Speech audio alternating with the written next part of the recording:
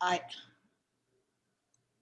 I lead business development at the Indotronics Avani Group, and at ISM New Jersey, I'm the membership director and erstwhile Women in Leadership co-chair. Now, just before I logged in here, I spent a quick moment looking at Google's Earth Day doodle. Now, do check it out. It's adorable. Now, this doodle made me realize that today's speaker is so apt for the moment. Karime Abib is the founder of AdvantiKA, a boutique consultancy firm that provides advisory and consultancy services to C-level executives, senior professionals, on how to make their sustainability initiatives see the light of day. After spending 20 plus years in corporate leadership, including 14 at Unilever, today she's an entrepreneur and her mission is to create innovative, tailor made solutions for businesses so they can be profitable and at the same time be environmentally and socially responsible to enable a green, inclusive, and equitable economy. But that's not all. She dedicates over 25% of her time to pro bono activities, fostering sustainable business models for organizations in developing countries and supporting initiatives for women in the purposefulness and mindfulness space. Karime has an MBA, an industrial engineering degree, a diploma in advanced studies of sustainable business, and is a Six Sigma Black Belt. Wow. After years as a coach and mentor at organizations like Thrive with Mentoring and Driven Woman, she launched Empower International. Empower International offers workshops, mentoring, and events, thereby creating a community to support women who seek to embrace their feminine and masculine attributes as a tool to achieve their goals and create a better world. Karime is a true global citizen, a Brazilian married to an American and presently living in Switzerland. It doesn't end there. She traces her cultural heritage to Lebanon, Ukraine, Poland, and Austria. A driven woman who loves hiking, skiing, running, swimming, mountain biking, and more. Please help me welcome the amazing and inspiring Karime Abib. Thank you so much, Anu. I'm afraid of this woman right now. She seems so much everything. Thank you for your generous introduction, Anu. That was really, really kind of you. And I welcome everybody, and I would like to thank Kathy to inviting me here today. I'm thrilled with the possibility of speaking with you, to you, and with you uh, about a topic that I think it's so powerful, but also so current, so actual. We are in a moment where conversation and the way we use our language is being used in different ways, sometimes in ways that are more damaging than actually for good. And I think it's really good if we can have a discussion about that. So I hope that this will happen today. I will start sharing my screen. Can you guys see it now? Okay, great. And I will put you here, some of you, for me to see. So I have some interaction there happening. Please let me know if anything goes wrong with the sound or the imagery and so on. So we will talk today about when is that language is power, when language is power. And this is part of the Women Empowerment series, right? Um, First of all, I would like to go through what we are going to see today, what's going to happen. So we have a warm-up presentation, 10 minutes. I hope that I will not extend more if I go, if I go a little bit longer, I'll try not to really go more than 2-3 minutes beyond 10. So 10 is really my aim. We will talk about how we connect being with language, how you can move, we can move, and what is the advantage, and what does it mean to go from doing to being. and connecting this with a concept that I will propose to you about reality. We will also talk about what is really choice and freedom and how this is power for us combined with language. And we will discuss a little bit about some powerful conversations. We will have 2 exercises and we have some brave volunteers for that. And then we will open to discuss with you guys. What is your experience about that? And Anu already introduced me so well. I just wanted to tell you about the program. Empower International is available in the US. And in the audience, I see Latasha there. Hi, Latasha. Hey, so Dr. Latasha Kartner is our affiliate in the US. So if you want to know more about Empower International, contact her, check it out. We are trying to make a full group for what we call the base camp in the US. So if you like what you see today, the content is an extraction of the program. And with that, I will jump into the content directly. And the first aspect I would like to cover is actually the basis, or one of the bases of my program, our program, which brings ontology into scene, or the ontological approach to life. What is ontology? Ontology is a philosophy that is quite old. It dates the 1600s. It can be traced back to Aristotle, but today, even today, some of its concepts, and especially in a more pragmatic way, are being used, widely used. They set me up. Widely used in the area of metaphysics. And why? Because it helps in the studies of happiness. Isn't that interesting? The study of happiness. So ontology is the science of being. It explores how we can, from awareness of who we are, our emotions, our feelings, our ways of being, our paradigms and contexts, how we can embrace and train ourselves to become a better being, or the being of our choice. And from that awareness then, and that training, get out of the traps that sometimes we fall into, like low confidence, low self-esteem, codependency, which is a more severe way of low self-esteem, and fear of failure, for instance, and many other fear of not belonging, for instance. We will go about explain, or actually I will not explain so much. We will see more in the exercises, but we will talk about how this approach has to do with coming from doing to being. And this is a very complicated philosophical or conceptual topic to discuss.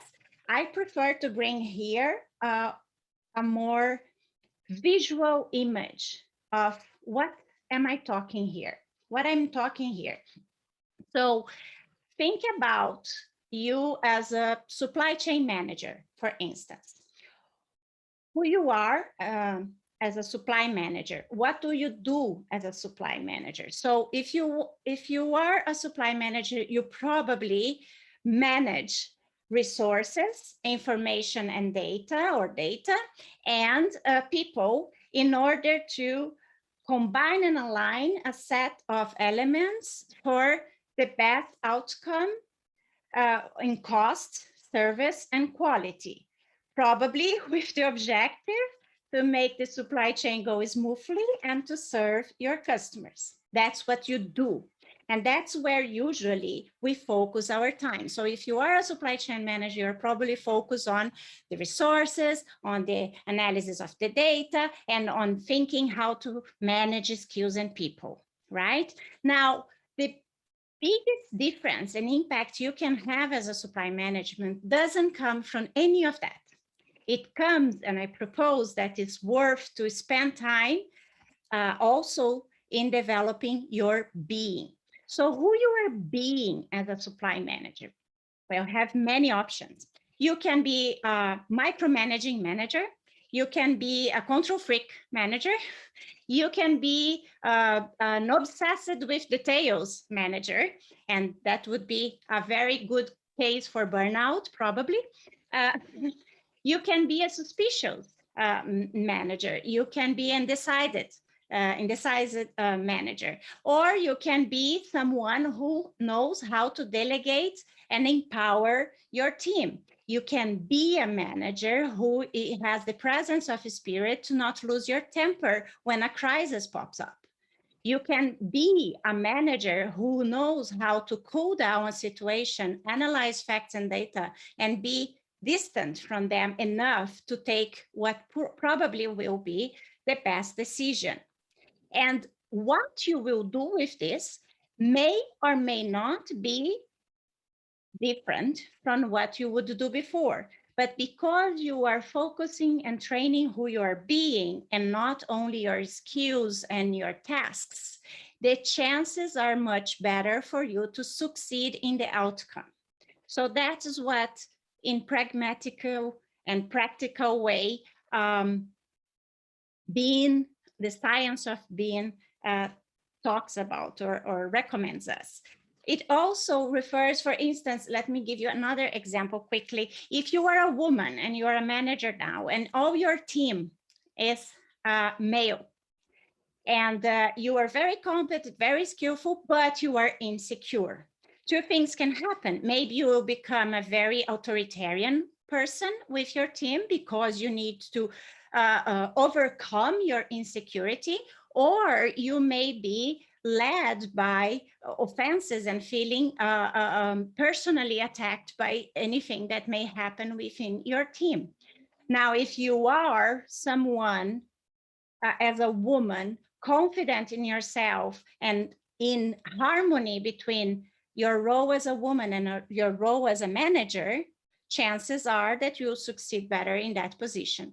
This obviously works for men too, but because I work more with women, I tend to bring examples from that gender. Also, we will discuss a little bit here in the example. Actually, we'll not discuss, we'll see this in the example, how this doing to being in the language can create reality. And here I will propose you that reality doesn't really exist. And it's nothing more than a mere observation of our world. And each of us has different observations of the world. I can assure you that what I see in the world is not the same that you do. And so it is a fact that what you see, it's nothing like what everybody else sees. So reality could be defined as your own observation of the world and can be expressed through language. So that's what we are going to cover. Language, in this case, in ontology or ontology, the art of being, covers three main pillars: language, body, and emotions. Today, we will focus a little bit more on the language sphere, let's say. Another concept that I would like to use in the examples is the concept of proactivity. Now, proactivity does not equal being in action. Here I bring a concept that many of you may know from Stephen Covey, The 7 Habits of Highly Effective People, old book, but very current topics. Proactivity has nothing or little to do with the doing. It has to do with the being. How come? Proactivity in this context here, or in this proposition here, is related to the freedom of choice you have. And it's related on how well or how aware you decide to use this freedom. So what happens in the world, the weather, the laws, the politics, the circumstances, those are all stimulus. And whatever you will do will result in an outcome. Your real freedom is in the interval between the stimulus and the response. So when you are fully aware and from a best balanced place of your being is when you can probably enhance your chances for the best choice, the choice that will give you most probably the best outcome. And that is what proactive means. The opposite would be reactive. If you're not aware of this freedom of choice, you're not aware of the decisions you are making in a very balanced way with your being, you probably are being more reactive. Things are coming and you are rebating them. Things are coming and you're doing something with them. You are more in the terrain of doing. We are proposing here that being proactive is about exercising your freedom of choice and the power of your being. Now, when we talk about language, we cannot talk about language and the power of language without talking about conversations. And conversation here, I would like to say, has nothing to do with one person talk, one person talk back. One person talk and the other respond. No, that's not what I call conversation. Conversation is one person talk, the other person listen and listen and listen and understand what is that the first one was saying. And by understand, process that from who she decides, from her power of freedom, she wants to be when she decides what is that she agrees, he or she agrees or disagrees with, and how then to respond back. That's what I call real conversation. And that concept comes a bit from Steve Covey, and it comes also from the Peter Block. And you can explore that in his book, Community. According to Peter Block, we could consider six six types of powerful conversation. First one is invitation, is when you engage someone in what you want to discuss. Ownership is the conversation that creates accountability. Possibility, my favorite one, is the one that after understanding the other, you can create together what if, create a new reality. Think about and talk about things that are not yet there. Dissent, that's a critical one, misunderstood these days, I think. We believe that dissent is bad. Dissent is really good. Dissent is the mother of democracy. Without dissent, there is no space for diversity. For the value of diversity. So dissent is good. And also if we don't discuss differences, we cannot work them out, right? Commitment is the next powerful conversation. Commitment is when you then make agreements. So essential for making things happen, for move on with your plans and be powerful in the world. And last but not least, gifts. Gifts is that conversation where we talk about what do you have to offer? What are your resources? Everybody around the table, what are the resources that we can use here where they come from? So the gift, the assets, the resources, which are essential also. I will finish a bit longer than 10 minutes. And I just want to leave you with again, the thought about dissent, because I think it's very critical for our times. According to what a quote from Peter Block, creating space for dissent is the way diversity gets valued in the world. There is no way to be aware and to care about a purpose without having serious doubts and reservations. If you don't have serious doubts and reservations when you're working on something, you are leaving something important behind. You're not considering that. So pay attention to that. And as I said, the one that I love more, probably some of you would agree with me, I don't know. I think it smells better, possibility. And here I bring a quote that is from Werner Erhard, a controversial leader from the 70s, whose work is still giving fruits today in many seminars for leadership formation. Werner Erhard, in a conversation to Peter Block, told him in a message, I suggest that you consider making it clear that it is the future that one lives into that shapes one's being and action in the present. So think about that.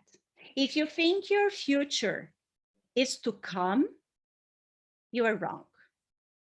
Your future is being created today from who you are being and the actions you are taking today. With that, I close the presentation. So, Catherine, I know if you are recording that you may now want to stop it.